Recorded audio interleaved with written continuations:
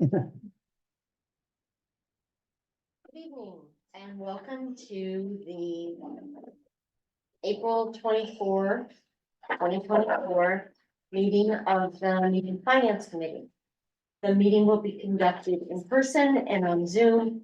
So I call the meeting to order at 7 o'clock. First on the agenda, citizen request to address the Finance Committee. Dave, are there any citizens? Not online. Okay. Great. So then we're going to go to approval of minutes of prior meetings and well, we don't have any to approve, right? I don't believe that. Because you need to look at the April 10th because I wasn't here April 10th. Okay. So if you can look at that and then we'll Did distribute those this around. go out? No, they did not.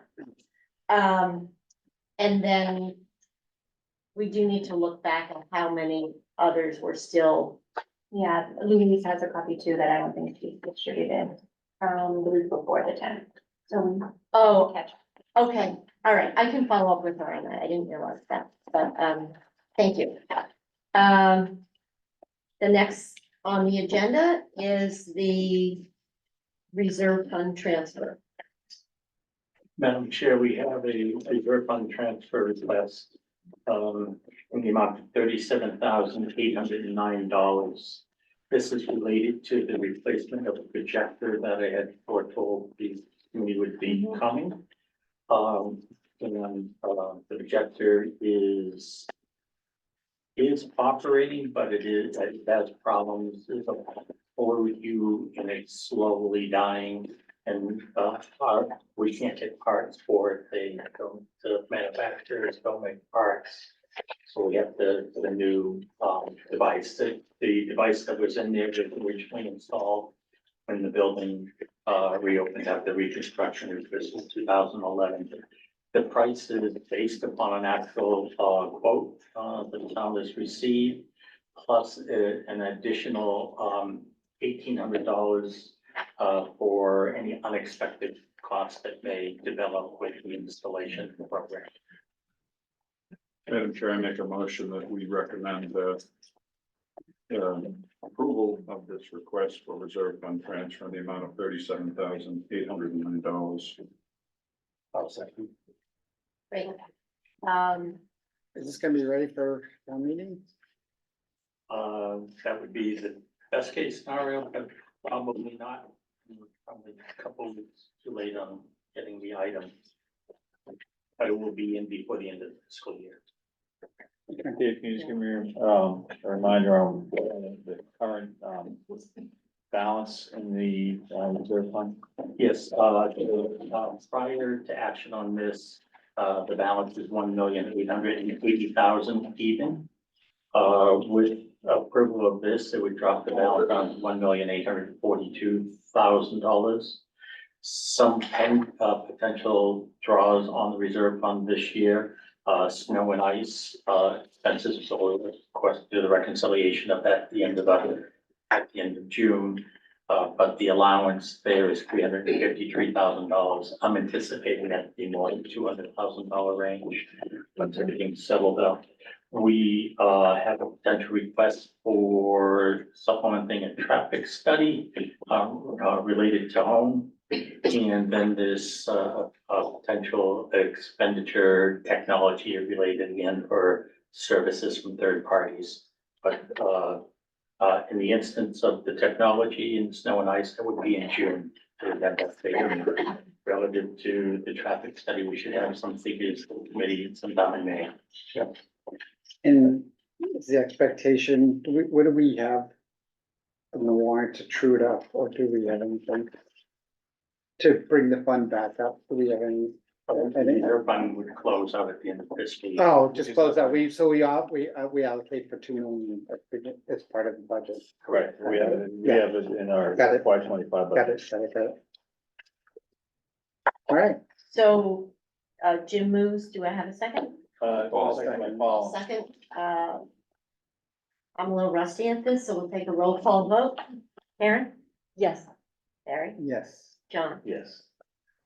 Yes. Paul, Jim, Yes. and the chair votes yes, it's unanimous. We're all here, we can, What? so we're all here. We can- I guess I didn't have to take the roll call out here, right? But as I said, Madam Chair, you'll actually get a DocuSign to sign it. a DocuSign. Wow. Okay. Yeah, things have changed since you were last here. Well, some things haven't changed because a lot of people are getting COVID again, so there's that. Oh, yeah, What's that?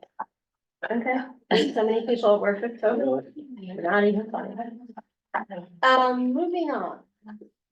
Okay.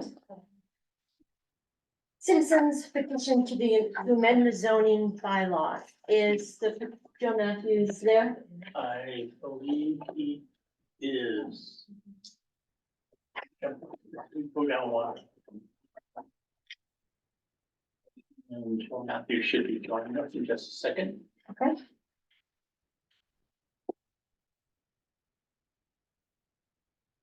Joe, can you hear us? Yep, it's clear. You test the audio. Hi, Joe. Can you hear me?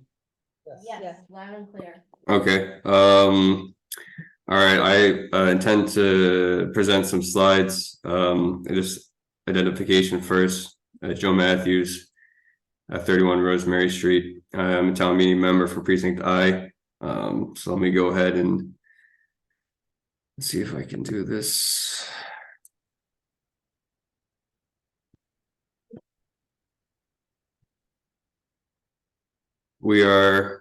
You can see this? Oh, No. sorry, I have to click on Teams, you just click on it, and I think now it should be good. All right, so I've done this presentation or discussion a few times before. It's taken quite a long time, so I want to move relatively quickly because also there's just material that can be reviewed at a later date. So yes, this is a citizens petition to amend the dimensional regulations at Needham zoning bylaws, specifically regarding the definition of FAR and floor area ratio for lots zoned for single residence B or SRB. I think a lot of you should be aware of this issue, given that you have experience in town government when this was last examined approximately 7 years ago. And so my position and my fellow petitioners is that the current bylaws for new construction and houses overall in Needham's residential parcels are overly permissive, and they don't appropriately regulate housing size. And this is preventing us from reaching our objectives on affordability and sustainability. And there are other negative externalities from this development, including loss of trees and vegetation, as well as problems with drainage and rainwater management. And so to help address this, the idea is that how the calculation for FAR is done for these lots can be changed to help prevent or to put some guardrails in and bring some balance into the size of houses. And just some pictures, probably you've seen these around town. A lot of houses that have occupants in them one day, and then a few weeks later, the houses are gone, and 6 to 12 months later, there's a very large house, right? Trees are removed. And so basically, even as the state, the town, the region is grappling with a affordability and housing problem, which is primarily caused by a lack of sufficient supply, we are removing supply from the town at a rate of approximately 1 to 2 houses per week. And that's been the case for about the last 15 years. So this is not just an idea that I came up with on my own. This is actually a specific recommendation from the Housing Plan Working Group. I'm not sure if any of you are part of that, from 21 to 22, which basically identified that modest older homes are replaced with larger expensive ones, which reduces housing options and reduces the variety of housing in town. I know I've heard members of this committee in these meetings express support for trying to keep some variety in the housing stock in Needham, and as well providing more opportunities for homeowners to build equity rather than have that be absorbed by developers, for example. But the most direct, actual actionable approach that was focused on this was the Large House Review Committee from 2014 to 2017. The purpose of that, there were multiple purposes. Some were to address the design of houses, setbacks, height, etc. But a clear objective was to use FAR to moderate the size of new construction. And this resulted in a number of articles that were brought to town meeting, with all of them passed, even ones that the select board had requested to refer back to for further study. And so I don't know if maybe the text is a little small for you to see here, but the specific article that implemented FAR and SRB lots was Article 26 at that town meeting. And the first red box says the zoning bylaw amendment is intended to address concerns with demolition of existing smaller homes being replaced with larger homes in existing neighborhoods and the loss of neighborhood character, which is occurring as a result of the conversion process. So again, in 2017, this was adopted. I watched the video of it. We don't keep records, but it appeared to be unanimous from the audio of that, and very explicit in its intent. And again, you guys have been around for a lot, and we will look at some of the data later, but the eye test tells you that things have gone exactly the opposite direction. There has been, from the day that this became part of the town zoning regulations, there has been zero impact on the size and pace of new construction in SRB zones. So basically, I guess this is kind of the origin of the citizens petition, is to come back and make sure that the will of town meeting is implemented. Just generally in the zoning bylaw, the overall structure, in chapter 1, you have general definitions for FAR. And this is, I mean, if you're parsing the document like from the start to the end, right, you would start by saying, well, this is the general definition for floor area and floor area ratio. And the basic principle here is that if you're walking around in a space, if humans are occupying it, then it's going to count. And if it's not, if it's like a parking lot, if it's utility space, mechanical, etc., then it's not supposed to. And this is a principle that's reflected in the zoning bylaws in many towns in the region. And I think most people tend to agree with that, right? If we don't want your garage or your sheds or random crawl spaces to be counting, but if it's a bedroom or if it's a bathroom, it really ought to be counting towards the size of the structure when it comes to FAR calculations. However, at the time that Article 26 in 2017 was adopted, a paragraph was inserted into the zoning bylaws, which set an exception for SRB lots, which is that no space in the basement or on the third floor, which is technically a classified as a second and a half floor, would count. So I think that a lot of people at the time did not understand maybe the ramifications of this, because a lot of the town meeting members are maybe older, they're living in older houses where those spaces were truly attics or unfinished or and kind of dirty and dark basement spaces. So it's understandable. However, at that time and through now, the market has evolved such that basically when you look at the new construction on this third floor, and these are all grabs from real estate listings, you can see that they're basically extremely high quality, well-finished, valuable spaces that count towards the value of the property. And I think that this space, were it to be on the first or second floor, it would be undistinguishable. And the reason why it doesn't count is not 100% clear. You can understand how we got here, but the rationale for keeping it not counting as part of FAR is not so straightforward. And the same for the basement spaces as well. So to address this, just a little bit of the data that I have from the assessor's office, you can see that by not counting those areas, you basically rendered the FAR restriction, which is 0.38 for SRB lots up to 12,000 square feet, that it basically rendered them ineffective. What, to use an analogy, I mean, a little always a little risky to use analogies, but the town basically identified that as a speeding problem, studied it for 3 years and put in a speed limit of 90 miles an hour. So when the issue of the larger houses was identified, we put in laws, and the pace of houses has continued and the size has generally increased over time. And the impact, you can really see the difference from kind of a median of 34 to 3,600 of livable square space or living spaces classified by the assessor's office to an increase of 4,400. So 25 to 30% increase over time over the past 2 decades. And I mean, you see it when you're on the street and going around town. So the way that we fix this is the specific text, which will basically take that paragraph that's in the bylaws in section 4 and say that, well, we're just going to count all space if the ceiling height is 5 feet or greater. Basically, if you can walk around it and spend time in it.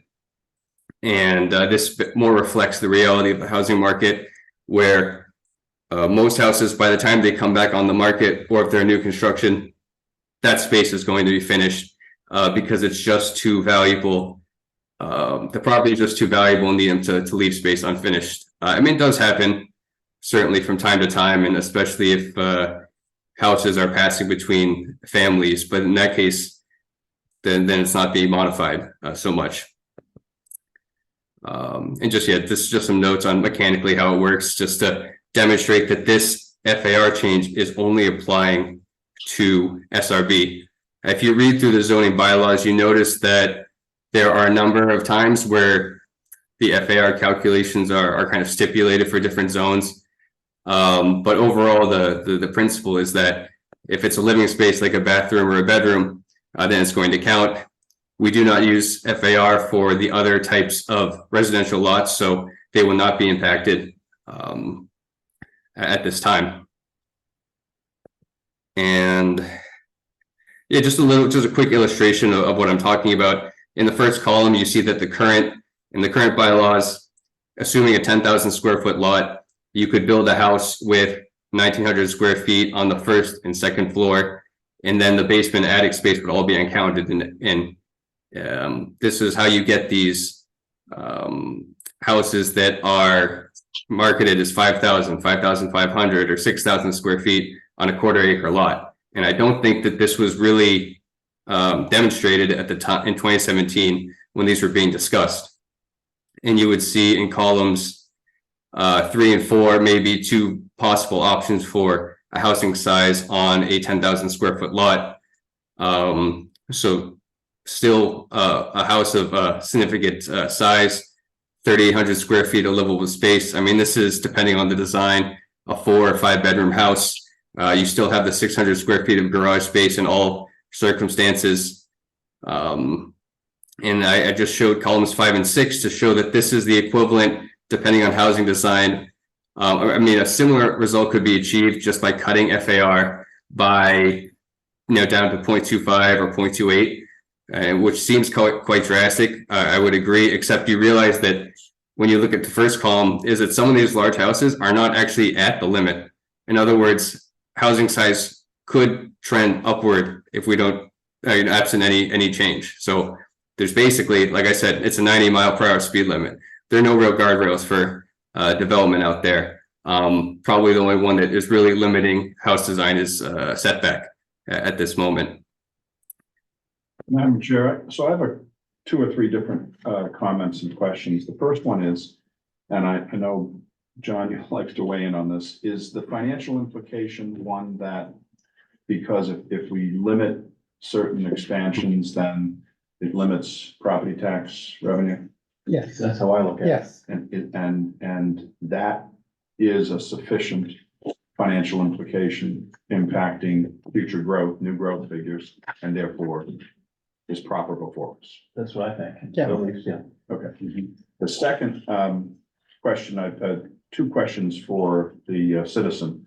Mr. Matthews, am I to conclude that if this amendment was approved and became part of our zoning, and correct me if I'm wrong, to at least some extent, it would impact a homeowner's ability to reconstruct or redesign or redevelop a house lot, correct?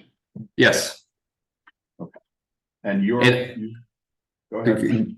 Well, later I'll show some examples of possible outcomes. So it's not, it doesn't actually, for example, this changes or would impact the size of the eventual structure that could be on the lot, but it doesn't change the right to, demolish a structure or do other kind of But it would modifications. It would impact the size of what they then could build. Correct. Sure, yes.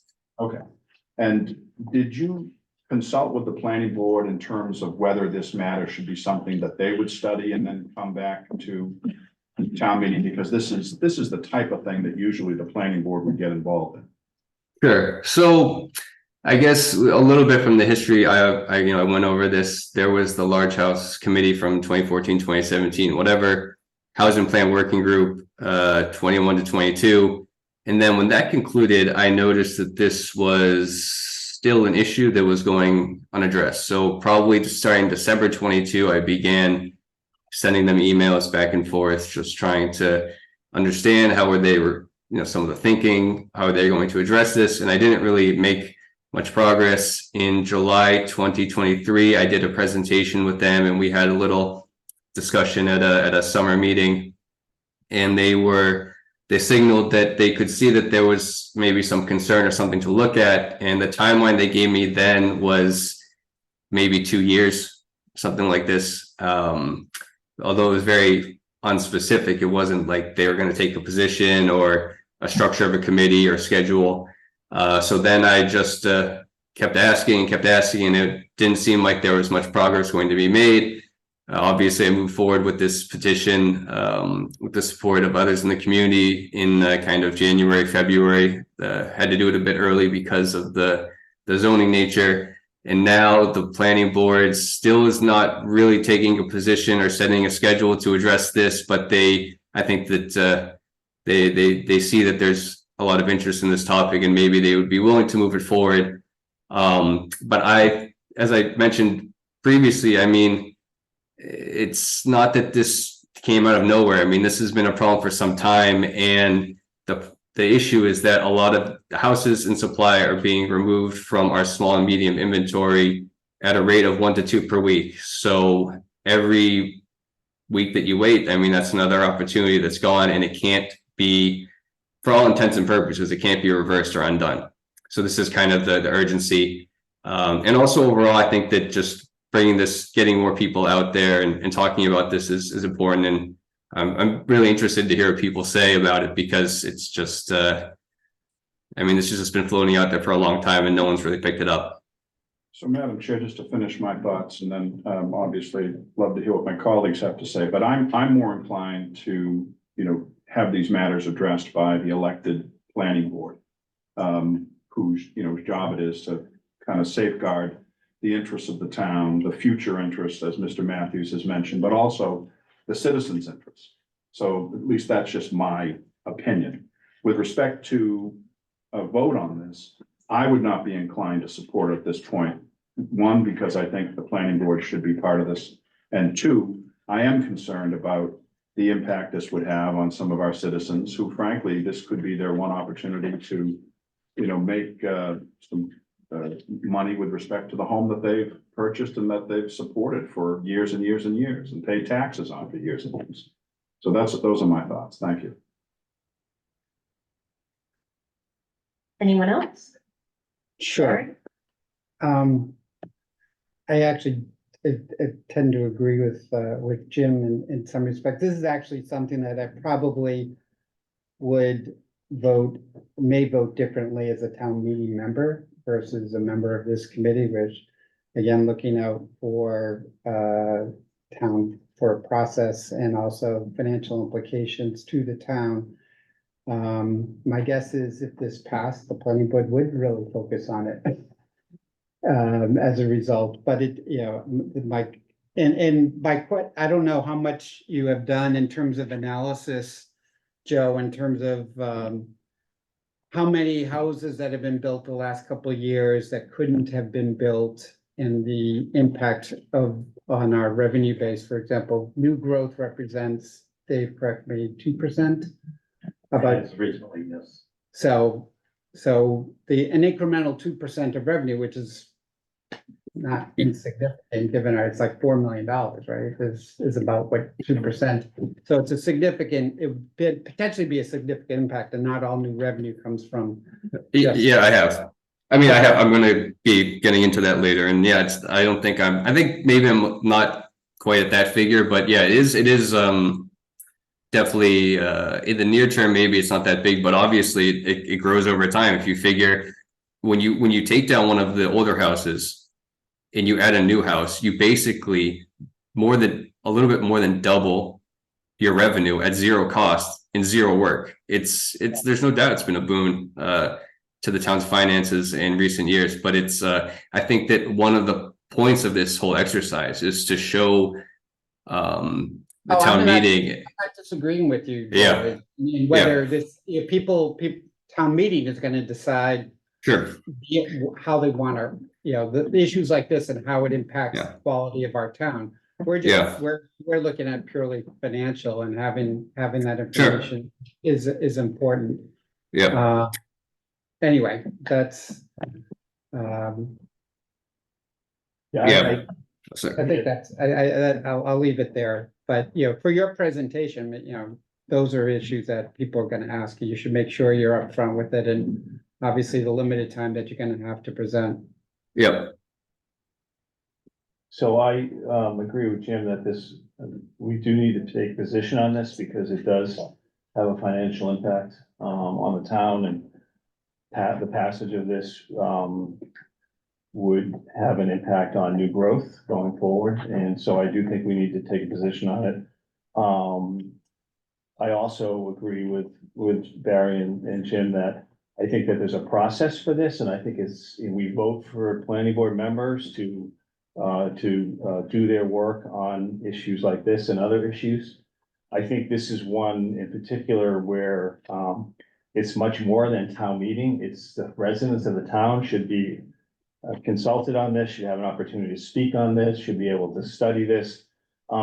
Joe's presentation is voluminous, and it should be, I printed it out, and it should be, it should be shared with a lot more people than just town meeting. And there's a lot of good work and things to think about in here, but I think it needs to go through that process of being with the planning board, having the planning board weigh in and having the planning board study it, have citizens be able to participate in public hearings, to listen to Joe and others speak to this. I'm sure there's gonna be opinions that will be shared with the proponents, and I know there'll be opinions that will be different from the opponents, but that's what we do, and that's what our process is. So I think, my vote on this is I will take a vote on it, and I will vote against it just because I don't think the process is correct, that it should be done in this manner, it should be done through the planning board. And start there and really involve the entire residents of the town, and just not, the people who vote at town meeting.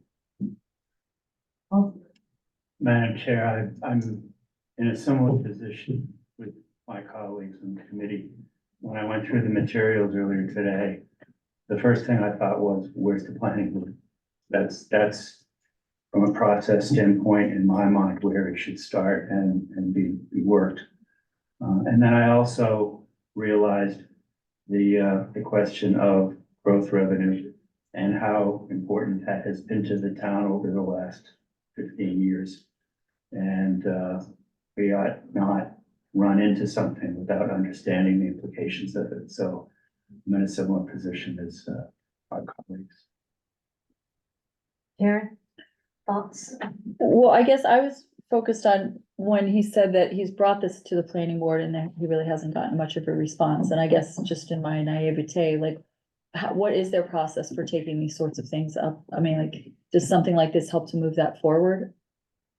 Could I just say, quickly, I mean, basically, if I had not been doing this, all this work here, all the outreach that I've done, the public hearing we had with the planning board, the fine reporting done by Needham Observer and Needham Channel, None of this would have happened if I hadn't started doing this. I mean, the planning board had zero initiative on this, even though it was one of their policy recommendations, right? It's in the housing plan working group. It was from 2014 to 2017, the large house review committee. So I would be, I understand, I sympathize with the people who would like to see more of a process. It is a big change. This is definitely not just adding like litter fines or something like this. It is important. But I think going to town meeting is part of the process. And I think that this has helped move the ball forward in a meaningful way, regardless of the outcome. And Madam so, Chair, go go ahead. ahead. No, So Joe, thank you for all this good work. I know you've been at it for a while. I agree with Barry. I'm both on the finance committee and the town meeting member, and I may vote differently as a town meeting member than I would as a member of the finance committee. But from where I sit right now, it has a negative implication on the town budget. It's not to suggest that the work doesn't have merit, the issue doesn't have merit, but I would want the planning board to weigh in on this and citizens to weigh in on this before we're going to support something. I would recommend supporting something like this. So I myself would not vote to adopt this warrant article. Madam Chair, I make a motion that we recommend not to adopt Article 44, citizens petition to amend zoning bylaw. I second that. All in favor? Or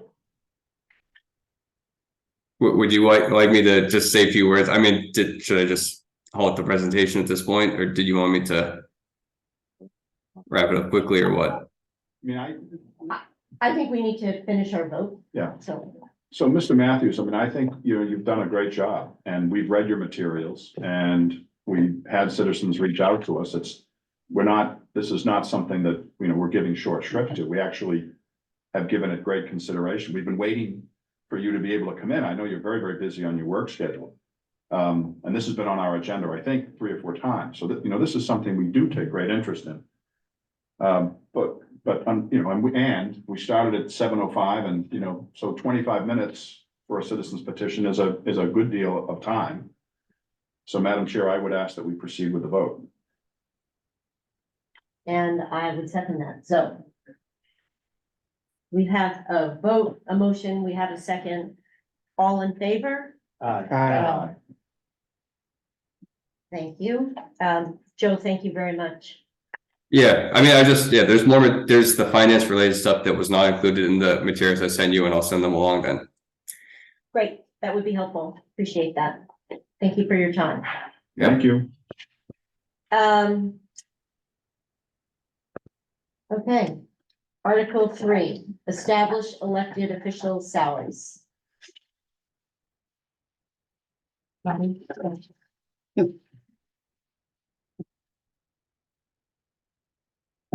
have to remind me of who these people are again, because I'm gonna have to. First, we're on the town clerk. Oh, I'm sorry. We're on. Nice to have arms. I'm sorry? It's nice to have arms. Barry thought we were on Nipia. I was, I did. Not yet, Barry. I'm jumping the gun, sorry about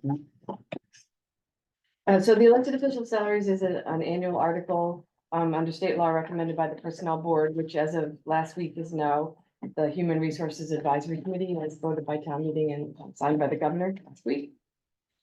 The committee, evaluated its work that it had done in 2000, when it started including in the warrant article for town meeting, the extra pay types for the existing, at that time, town clerk.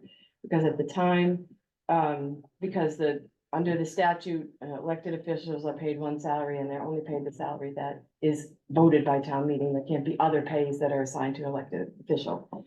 So because those pay types was particularly sick leave, buyback, vacation buyback, had always been assigned to the prior town clerk, the personnel board said, well, we'll put them in the warrant in this footnote until the town clerk decides to separate from town service workers.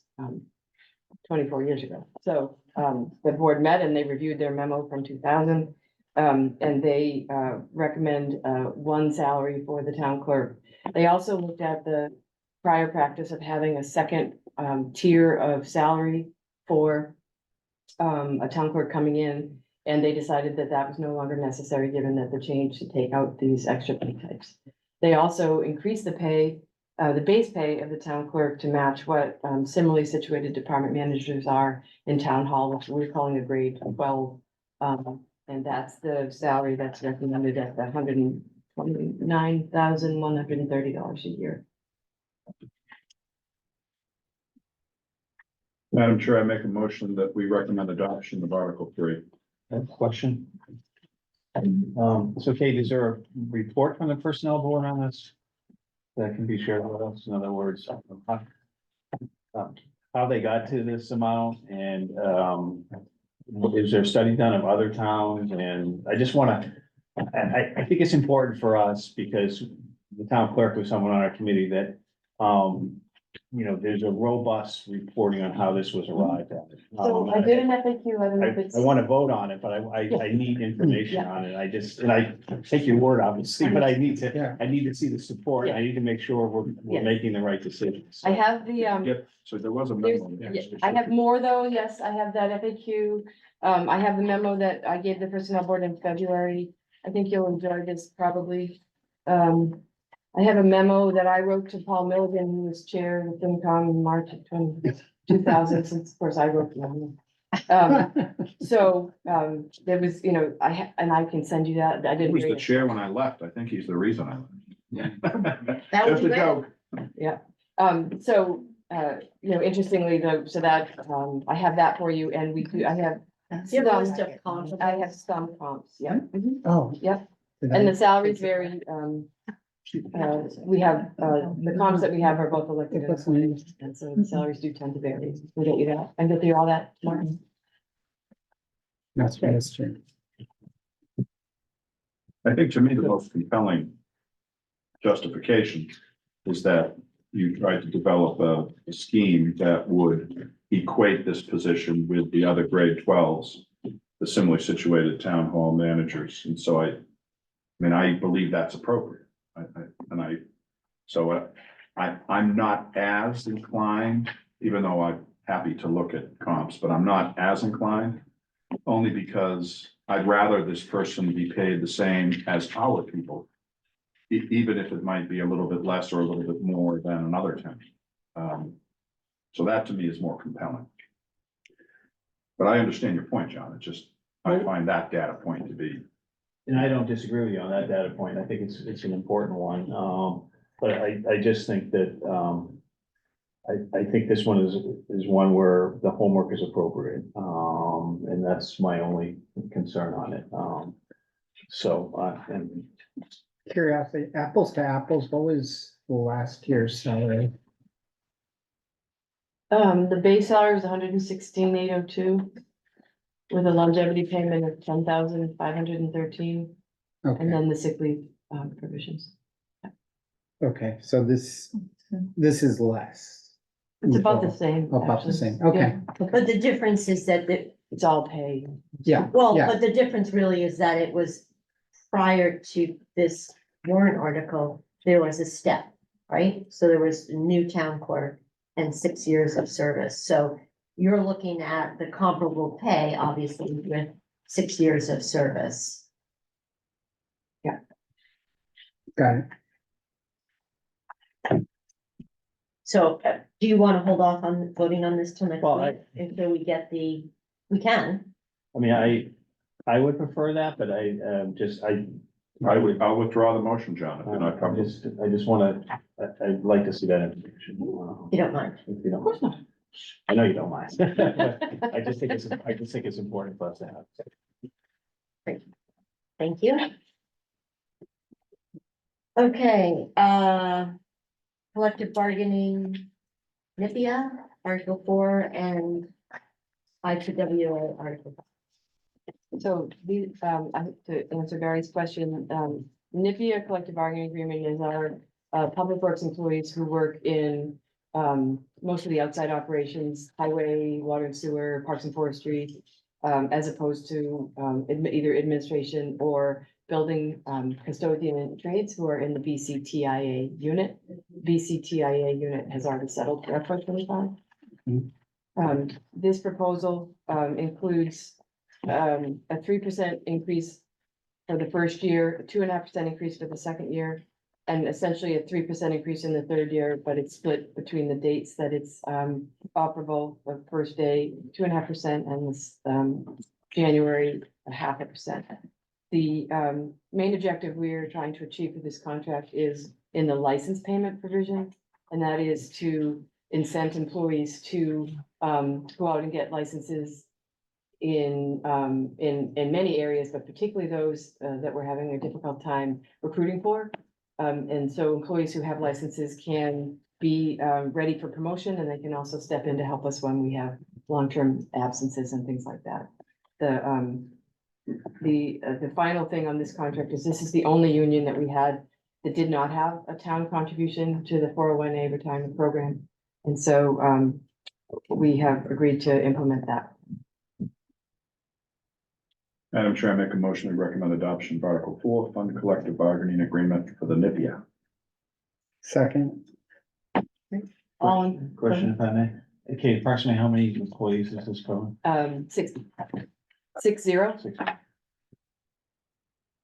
And Dave, I assume that this amount of 301 would be assumed through the classifications that we have set forth in the 2025 budget, or is it built in already to the DPW budget? It is not built in, the 128,512 is in the DPW budget because it's based upon the current compensation schedule. The other two components, 132,658 and the 40,244. That is what will need to be added. It will not only be added, the amount is not all going into the general fund DPW budget, but we will need to amend the sewer and water enterprise fund budgets. We would do that in the fall, but the total between the portion that goes into the general fund and the amounts that are appropriated to the sewer and water enterprise funds will total that $173,000. so did we budget for it? Yes. It's in the Classification? Okay, That's right. that was the question. Except for the enterprise funds. So just to follow up on Barry and John, so it'll be moved out. Will it be moved out or will you amend classification? No, it'll be transferred from the classification performance and settlement line into the DPW budget. Okay, at what point? I'm just July curious. 1st. After town meeting. Got it. So it'll stay within classification until then. Got it. Thanks. Those are my questions. Thank you. So we had a motion The second, In a second. and a second. All in favor? Aye. aye, And the chair votes yes. That is unanimous. Okay, ITWA. Thank you. So the ITWA contract is even more straightforward. It's a 3% per year for the 3-year agreement and some minor language changes. who are these peeps again? Oh, sorry. This is our residual units. So it is employees who formed this union in the early 90s. And it includes everybody from our administrative assistants to our IT staff, to our clinicians, to our nurses, to. Am I missing anybody? So basically everyone else. Right, Pretty much no library, no engineering, not managers. There are 43 positions. Okay. Madam Chair, I make a motion that we recommend adoption of Article 5, fund collective bargaining agreement for the ITWA. Second. All in favor? aye. Other than managers, is there anybody in works for the town that's not? Yeah, virtually everybody at the library, all of engineering, dispatch, there's about 120 positions, Okay, including managers. Article 37. Are you heading out, Kate? No, Okay, Article 37. I just had a question for you. Madam Okay. Chair, can I ask, can my question be a little bit out of order? Yes. So, I would have sent an email, but you're here. I was at Small Field on Sunday for the Little League opening day, and it was wonderful, a lot of great parents, kids, and having a good time. But I saw the Carlton Pavilion has been kind of taped off with warning tape. And I noticed that the Village Club that historically has always cooked the hot dogs for all the kids had to do it outside instead of inside the Carlton Pavilion. So I asked, what's going on? And they didn't really have a complete answer. I think the Board of Health had some involvement there. Parks and Forestry may have had some involvement. Anyway, I'm just hoping you could just take a look at it. Yeah, I have to. I don't know the answer. Thank you. Thank you, Madam Chair. Okay, moving along to Article 10. Appropriated for scientific experts and consultants. So this is one where we had a presentation on it earlier, and to me, I really link this to similar to the one from the planning board where they're asking for money for things that they don't know about. And I think we go through the whole budget process about making sure that if people want to spend funds, they identify what they're going to spend them on. It's good budgeting practice is what we do in our budgeting. And, we're careful not to have sort of any places where monies are left unallocated. And so that was the concern I had on the one from the planning board. I have the same concern here. If there's an emergency, we have a reserve fund that is applicable and will be appropriate for that. And if there's an identified need, just as Dave brought the projector for a scientific expert or professional consulting, that can be raised through that. But I think that unless and until there's something specified, that we shouldn't be setting aside money in a manner such as this. So I'm not in favor of this article. Madam Chair, I recommend that we vote not to adopt Article 10 appropriate for scientific experts and consultants. Do we have I a second? second that.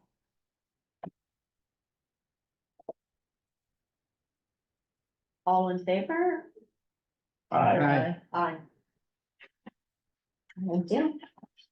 I think the other interesting thing is that not only that, John, on the projector, but we're also going to be, I think you said, David, looking at a traffic study supplement, right?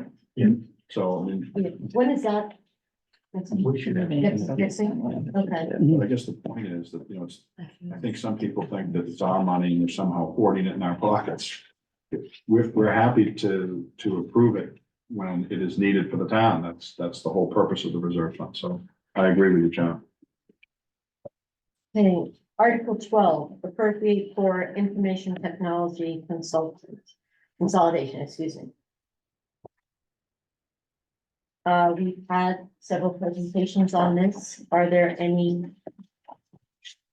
I read the questions? memorandum of understanding, memorandum of agreement, and I think it covers almost all of what we asked to be covered.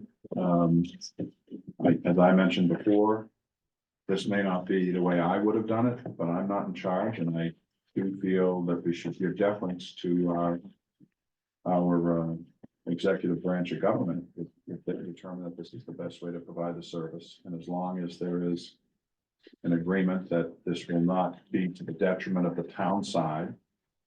And that the schools will not, control all of those monies such that the town doesn't get those needed service and expertise and products, which I believe will not happen. So for all those reasons, I recommend that we vote to support and approve Articles 12, appropriate for information technology consolidation. I'll second that. Any other discussion? No, I just add that I've been pleased with the process on this one. I mean, it started with the schools, and I know we have the inputs, from the town stuff from the town hall side, and I think there was some, good discussions and people were back and did some things, and I'm in favor of the way it's sort of been laid out in the budget, that this is, specific things identified and it can't be touched, for other reasons other than for this, and so, with those, I think the term I learned a new term tonight, guardrails, I didn't know what guard, so Oh, that's with popular. that, I guess it's a new buzzword, but, with that guardrail in place, I think, in the way that the budget is set forth, I feel that it's, sufficient and been well thought out and planned to go forward with this. And can I just ask you, Kate, do you have any trepidations with this? No, This is a big- This is gonna be a great thing for the whole town. Okay, with that, That's all I need. Make sure it's in the minutes. all in favor? Aye. Great. Okay, Article 26, Pollard Middle School feasibility study, and I believe Dan is on Zoom. You want to bring him in?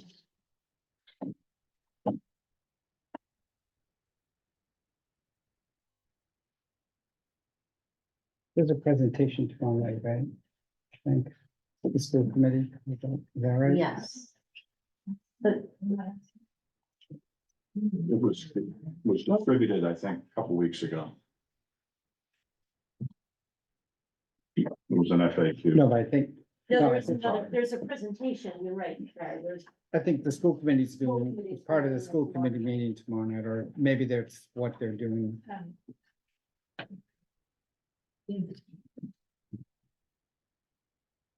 Dan, can you hear us? Hey, Dan?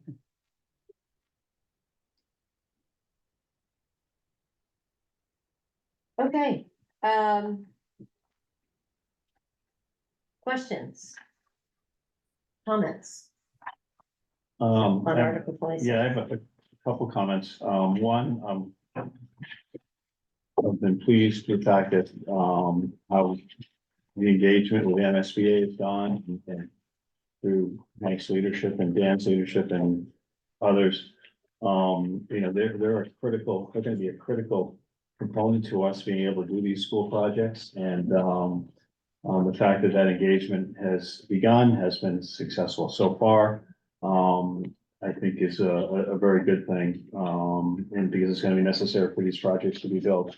And I think that I appreciated sort of relooking at the number on this and really what was needed for the feasibility study, and the fact that the number did come down from what was in there before. I appreciate that sort of, study and making sure that the number is, what's sufficient for what we need to do going forward. And the different consultants who need to be a part of this, and OPM and others. But making sure that we're not sort of, overspending or taking too much free cash on this. And I really come down on this one, sort of the way I do on the quiet zone and the DPW, is that, I think these are all appropriate to take this step. I think it needs to be clear that in taking this step, there's no guarantees that future steps will be taken on all of them, but I think it's important to do the work, to get the homework done, to, progress the projects so that we can, get it to the point where we can really see what the construction costs are gonna be and how they weigh in against the construction costs of other projects, and, how they weigh in on our debt policies. And so to get to that step, we need to do steps like this, and, so I'm in favor of doing this, as I will be on the quiet zone, and on the DPW, but in so doing, I also, in doing so, knowing that it does not mean that these are all ultimately gonna happen or happen, in a near time frame, because we need to do a lot more work once this work is done. So I would echo that. I'm just going back to the draft debt chart, that former chair Miller came up with, and so I agree with what John said. I'm looking at this as a one project only vote. And And I'm reserving judgment on what we do after this, not only with respect to this project, but also with all the other projects that are being contemplated within the capital improvement plan. And I would just mention again that, and I know that these are two different concepts, but the 3% and the 10% caps in 2027, we're going to be above the 3% cap. That's when it starts. And then the following year, FY 2028, we'll be almost at 4%. That's, 1%. That's 25% greater than what it should be.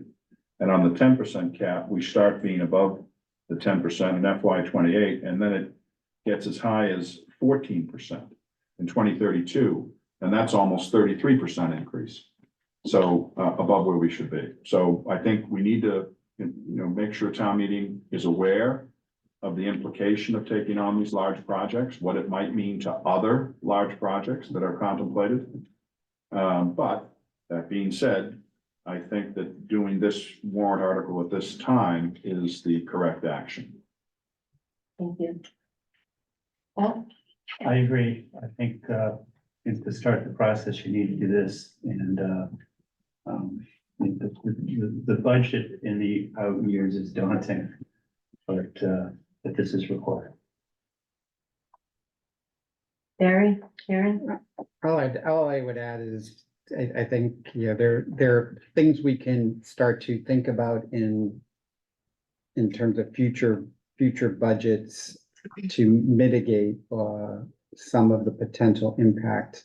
And I kind of look at the 3 and the 10 differently, because a lot of what goes into that 10% is voluntary in essence, as opposed to involuntary through debt overrides, but all very good points. And I'm of a similar mindset in terms of doing the proper work beforehand for high priority projects that, we want to see get done somehow, some way, if we can.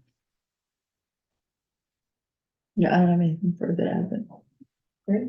So I would make a motion that we recommend adoption of Article 26, appropriate for Pollard Middle School feasibility study. I second that motion.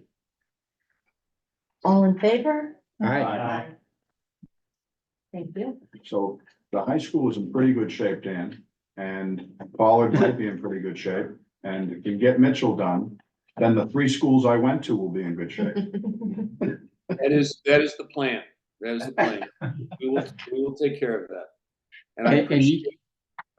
can't leave until they're all done, by the way. Yeah. That's fine. That's fine. I may be buried in a local cemetery and it'll have to, but I will do that. And I appreciate the finance committee allowing me to go solo again without Angelotti as, partner. Dan, thank you. Thanks, Dan. Okay, Article 27, Claxton Field Athletic Facility Improvements. I don't see how you cannot do the project, just because if you don't, the field really, in my opinion, shouldn't be used at all. And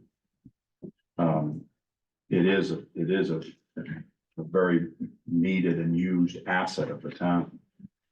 And, we did our best when we capped that old landfill back in the day, but, technology was a lot different then, and we know more now than we did then. And I just feel as though this is us correcting, had we had better knowledge back then, we probably wouldn't be here, but we didn't. So I think this to me is just righting an inadvertent wrong. So I agree with you, but I just have one question.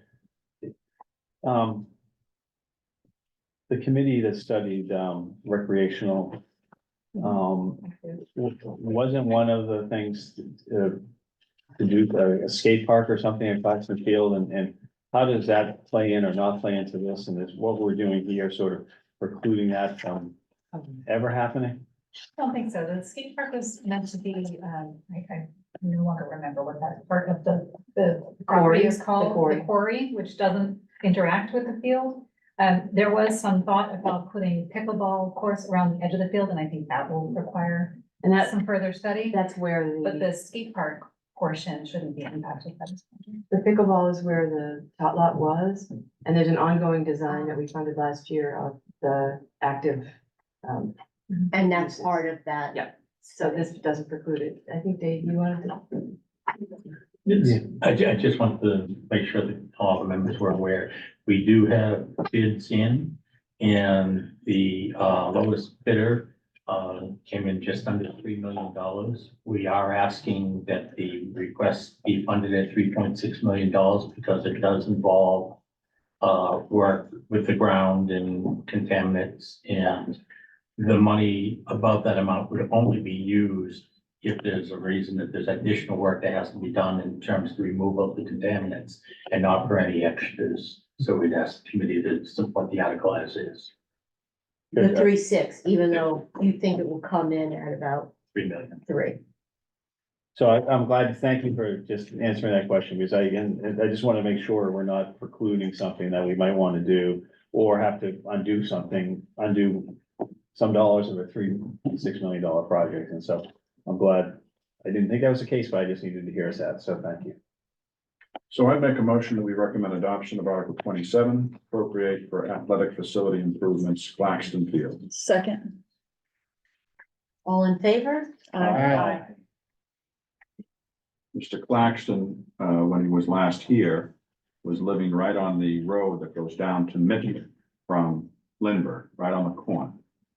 And he was a very well-known and great town public servant. So it's good to know that this field will still survive. Did you deliver a paper to him? I delivered a paper to him, and he was just a wonderful guy, just a wonderful person. Article 28, appropriate for fire engine. Chair, we do not have free cash certified yet. It will be done this week. I can tell by the agent from the OR that they're finalizing. And I would ask the committee to vote this at your next meeting. The reason for the delay is we may be able to change the funding source from debt to cash. Ooh, That's fine. I mean, so it means we're meeting next week? Yes, it does now, it Bear. does. Sorry. Well, Where are you going? I already messed it up with the Article 3, so. Well, there may be a game 5. How many of these other ones, Dave, are impacted by the free cash discussion? No, None of them? Okay. Okay, and to be clarified, there are some that are being funded by free cash, but I have no concerns about the number that we estimated in the winter. It's the question of, will we have additional free to cash? fund. Oh, I get it. Okay. So are we so there are free cash funded articles in here? Yeah, including previous load. Some of which Okay, were so should we take some sort of a curative vote that subject to the free cash certification, or is that necessary? I don't believe it's necessary, and if there was anything detrimental, it's correctable on May 1st. Okay. Article 3, appropriate for quiet zone project. I spoke to this at our last meeting and then, alluded to it in the discussion on Pollard that, you know, there's obviously a lot of support for this. The study that we asked to be done has been done. It's something where, you know, by doing this is the only way we're gonna know what the true construction costs are gonna be so that we can weigh it and measure it against other capital needs that are part of our capital plan. I think it's appropriate to take that next step. But in so doing, repeat for the sake of repeating that. It's not to say that the ultimate construction is something that I would support. I just need to see where this comes out with all the other projects, but the only way we can get there is by doing this particular design work. So I'm in favor of advancing it through this article. So John, on this one, I'm gonna part. I just don't believe in the project. Whereas I do believe in the Pollard project. I have some comments and issues about it, but I believe in it, but I don't believe in this project. So I am not in favor of spending the money to design, even though I understand it's only, one singular vote. But I respect your views as always. Any other questions, comments? Barry, Aaron, I'm kind of on the fence because I'm probably not in favor of the project, but I do appreciate the process.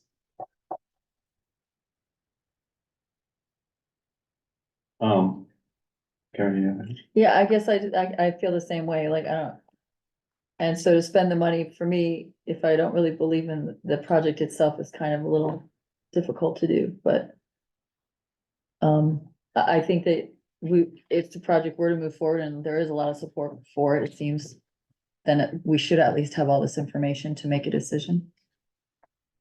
If it's gonna be thrust to everyone anyway. Madam Chair, I'd like to make a motion that the Finance Committee recommend adoption of Article 30 appropriate for Quiet Zone project. In the amount of $750,000 to be paid from free cash. so let's just take a roll call vote. Karen? We need a second. Oh, sorry. I'll second. Let's take a roll call vote. Karen? We'll come back to Karen. I'm sorry, I'm just. I'm like, Barry? I'm a no. Yes. John? Paul? Yes. No, yeah, I'm a no. And the chair votes yes. So, who's got a coin? so we really need 3 more finance committee. Why don't we do this? We're gonna meet again, right? So let's dig back into our paperwork and bring it up again.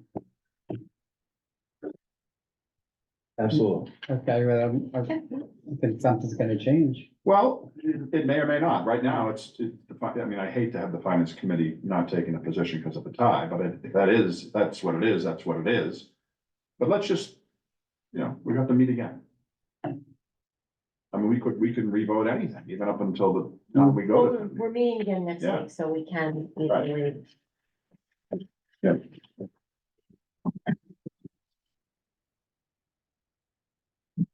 I do think, though, I'll just make one comment. I do think it's important that the Quiet Zone project is presented as not, even if the funds came in and it was miraculously very low price to achieve the Quiet Zone, I think it is important and incumbent really on the select board, Safer, Quieter, Needham committee to remind town meeting that this doesn't solve everybody's problem.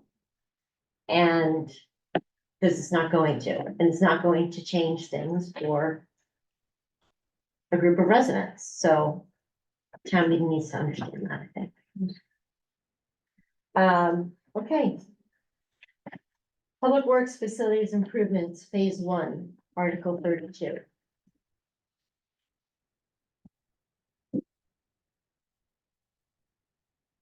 So So Dave, have you scoured all the articles to see if there's any other money we can come up with on this? I Use them all. somehow I remember a 2008 annual town meeting expenditure that there was $40,000 left in it, and you got that though, right? Thank you for doing the way you did this. So on this article, and just refresh my memory, either colleagues or guests. I know there's different phases, right? So at one point, I think it might now be 3, 4, 5 phases. Is that what?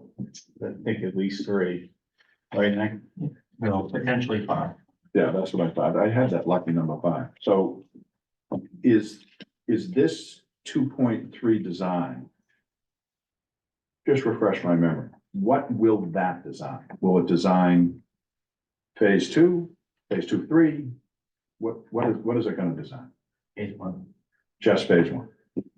So, and then phase one, the construction cost again is, It's going to be, the total project cost will be just under 20 million, right, including the the design. 2.3. Yeah. And that is independent and separate from whether we do 2, 3, 4, 5. Right.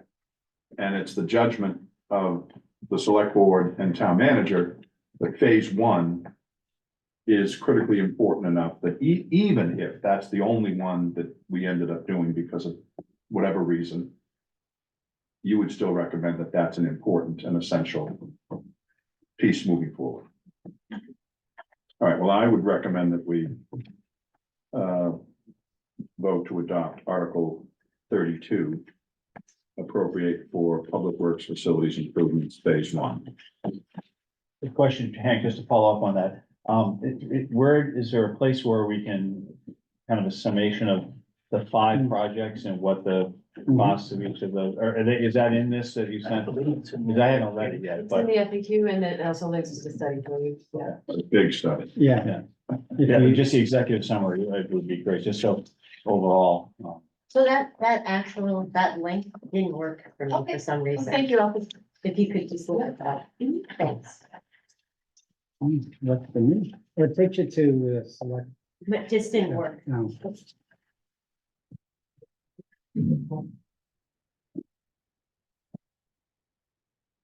Is there a second? No, so let me just make sure I understand that. So this, on this, that answer is not in this FAQ, I would have to go to the plan to find that out, is that what? Which, I'm sorry, which The one? question about for the 5 phases, the cost, estimated cost of each of the 5 phases. Do you have that? And just the summary of what it is. So phase one's gonna get you this, and it's gonna cost X. Phase two is gonna get you this, and it will get Y. And right, That's in John? there. Phase one is the extension to the Cogwell building. Actually, it's better off that into. Yeah. I have it. Phase two would be an addition to the 6-bay garage. Yeah. And the addition of the wash bay facility. And once that is done, then all of the employees who currently work out of 470 don't have to get their feet wet on vacation because the building floods.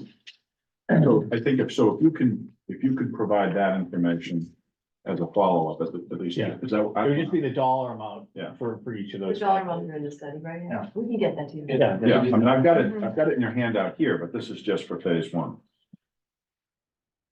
And in addition to the dollar amount, I'm sorry if I'm repeating myself, but it just the general description of, It is in there for all 5 that are in there. It's probably on the second page.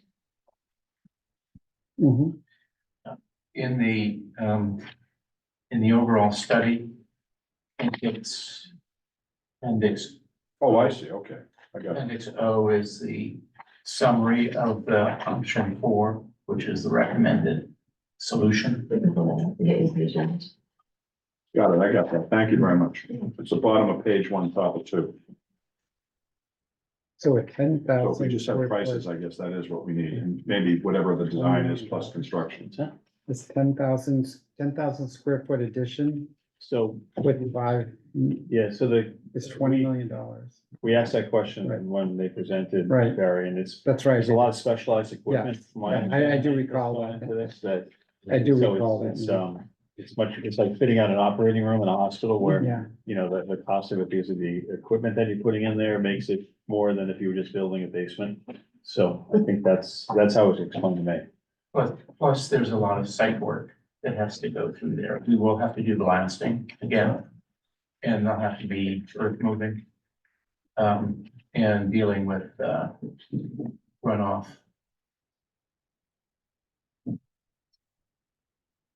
So I think we're good. I'm just curious, in 2020 hindsight, could this have been anticipated when we built Cogswell in terms of the site work? We had to do blasting at that time as well. No, I understand, but did At the, incorporate, right, at the time, the preferred option was to squeeze everything into 470. And that project would have to be done in full cloth, so our new strategy is to do it in phases because simply can't finance it all. okay. Do you want to wait, John, until you? No, I'm good. I'm good. I think I think I might be presenting on this, so it's more of a sort of selfishly. Prep work? Getting your Yeah, presentation. so, that's what I was looking for. So no, I'm ready to go. So we need a second. You have my I'll- second. Okay. All in favor? Aye. Thank you. Article 41, authorize select board to remove restrictions.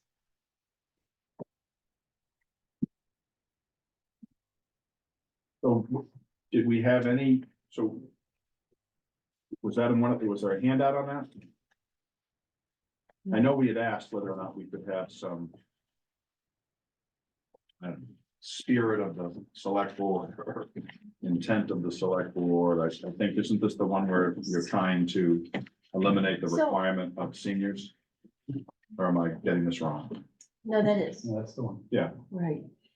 So the deed restrictions are from, the 1957, 1960, and 1967, and they're limited to the elderly. Mhm. New law have expanded that to, people with disabilities, so that is an important consideration.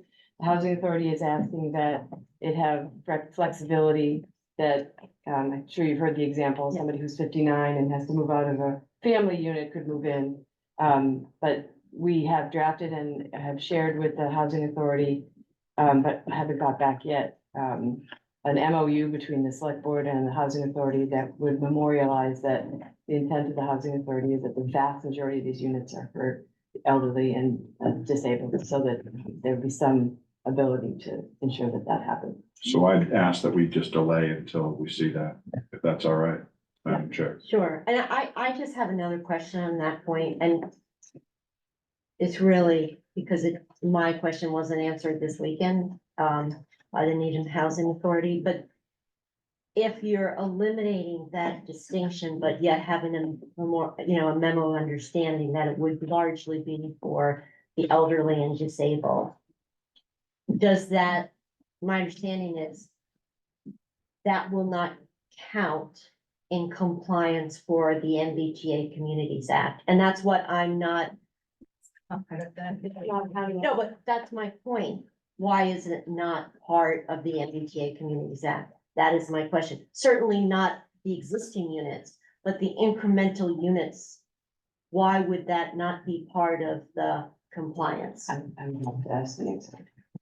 And I don't seem to get an answer from anybody. It's not, Right, well, at the outset, the Housing Authority asked us to leave it out of the MBTA plan because they didn't, at the time, understand what their needs would be for the project. And so we acquiesced to that, but we also found that we had plenty of housing that could be taken care of to satisfy the compliance for the MBTA communities law. So we didn't need that property. No, my follow on, The- same thing. They didn't really answer. I was there Well, with you on here's your Sunday. definitive answer. You cannot income limit within the MBTA communities. Right. yeah. And so while the age restriction and the various other restrictions may have gone, the income restriction has not.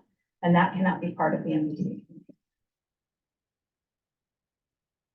Other than the 10% that, Other than the 10%, but this is a Outside whole of that. different kind of affordable. That's inclusionary zoning. The NHA is deeply affordable and so wouldn't be compliant with MBTA regardless of the restrictions or the placement or any of the other items that disqualified it from being included in that. And do I remember correctly that part of the argument about removing the restrictions was relative to the funding behind it and the need to make it as fundable as possible, shall we say? That's a word. So the Housing Authority has represented that, they need all 4 articles on the warrant in order to be either eligible in some cases or competitive in other cases.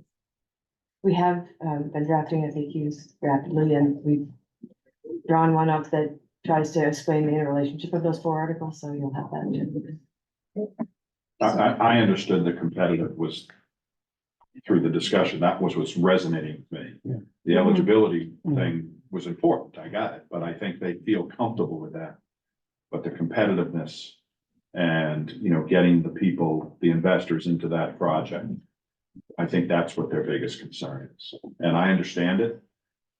To some extent, you know, I do, however, think it's tricky because you're really saying you're doing it for the money.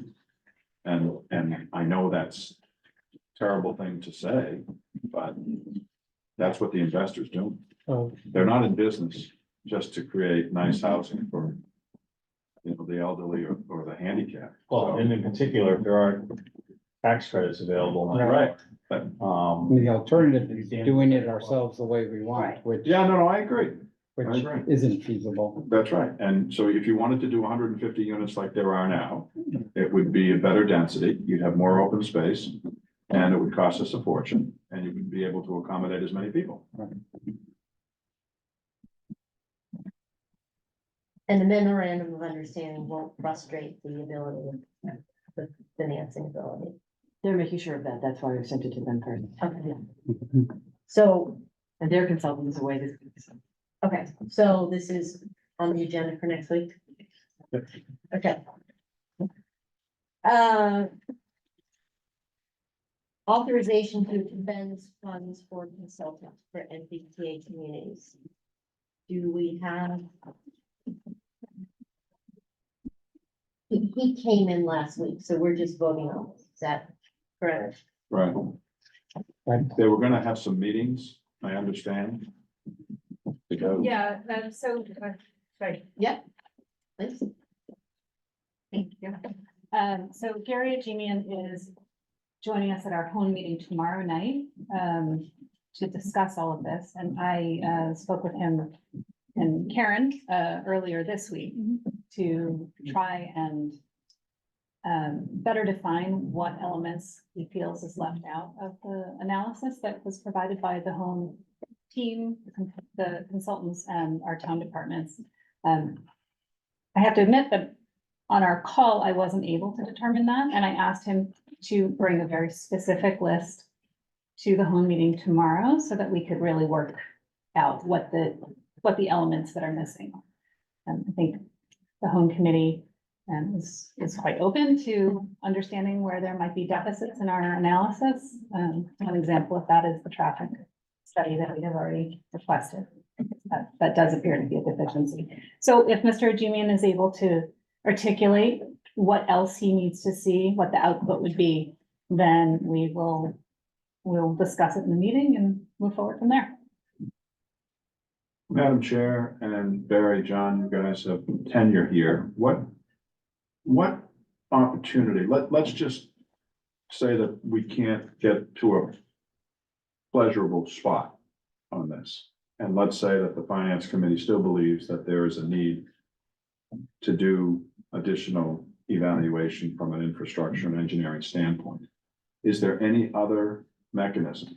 I'm thinking of reserve fund transfer Right, a to, request, that's. If they find that there's work that isn't in the budget that should be done, that would be the. but who makes that request? I guess I'm kind of looking at it from now, I'm trying to get into the details, I'm in the weeds. I think before you get to the request, if I might say, and you have to make the determination that there's missing elements. Well, but the finance committee may make that determination.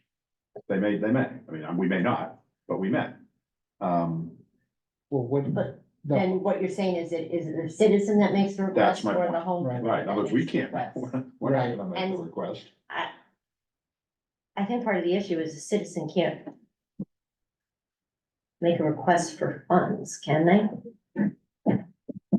they can propose They can propose. moving articles of, within the budget around, you know, taking from one category and putting it into another category, which, you know, anybody can, in theory, can do at town meeting. So, I mean, I think, first off, I think we should hold off on this and give Heidi a chance to, you know, come to common ground with, And I'm gonna be there tomorrow. okay, fantastic. So I think we should wait anyway. But I think, maybe Dave will try to use your knowledge about if there is any other appropriate and legal mechanism that we can consider. If for some reason we can't seem to get closure, but, and we might, it may all be taken care of. Okay, thanks, Madam Chair. Thank you. Oh, yeah. Great. So I have any other issues, requests, open issues? We almost got there. Almost got one. Yeah, through everything and Uh, next week free. so I have a couple of things. One, the League of Women Voters Oh, right. is Monday night at 7:30. And they have 4 rooms that need to be staffed and the Zoom room. So. Four includes a Zoom room or? No, 4 4 and the plus. Zoom, 4 plus the Zoom room, but the Zoom room, the Zoom room representative can be on Zoom. So like one of us could be on Zoom if you want to I take was, the Zoom room. I was planning to go to the meetings. I'm happy to go to the meeting. Okay. Unfortunately, I have a board meeting that was just scheduled yesterday. It was unexpected, but It's a board meeting that was scheduled yesterday. in other words, we had a board meeting and at the end of it, we didn't finish what we had to do. That's fine. And they said, they're coming back on the 29th. I just need to tell the League of Women Voters who might be there, so I'll be there. John. I'll be there Monday, the 29th. I had it on a different day. I don't know. So I was the Monday before the meeting. And 7:30 to 9:30, and I can go as well, and so I will let them know. That we will be there. Couple of other things. The moderator has asked that if we have anything that we're going to present to the town meeting, that those presentations they're not posted any longer, but they should be available. And Yeah. the materials Any would be up on the materials. webpage by May 2nd. On May 2nd. So would that include a formal presentation or just additional data? No videos, just documents. Any So a PowerPoint? PowerPoint presentation. Okay, and that would be posted on our, where would that? On Tom's website, where town meeting members will be pointed to. I To look for don't think we additional expect information. your presentations to Yeah. be done and posted. It's more like if you had document that you wanted, like Okay. posting the FAQs, but not the. Not the presentation. Right. Fine. I mean, you could, but No, that's okay. Yeah. What else? We all might be getting a few extra articles. As Paul will not be joining us for a week. You won't have to worry about much of a tie. What? You won't worry about a tie vote.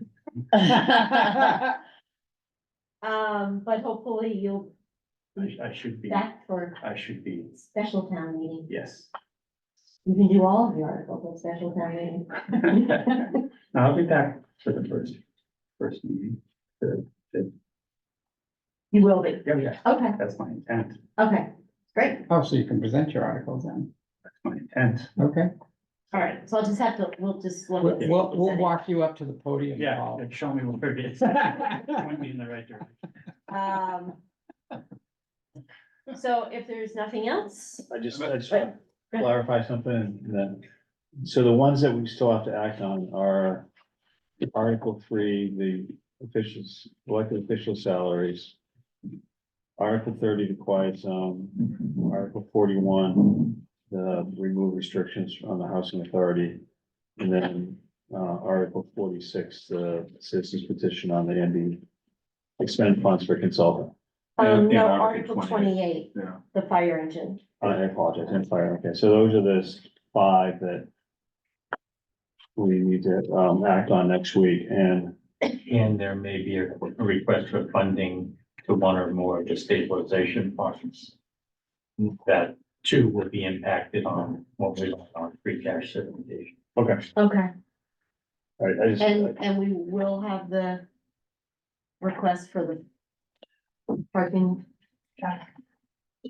traffic study. Excuse me. Yes. Okay. Great, Motion to adjourn? Second. all in favor? Aye. Thank you. Thank you.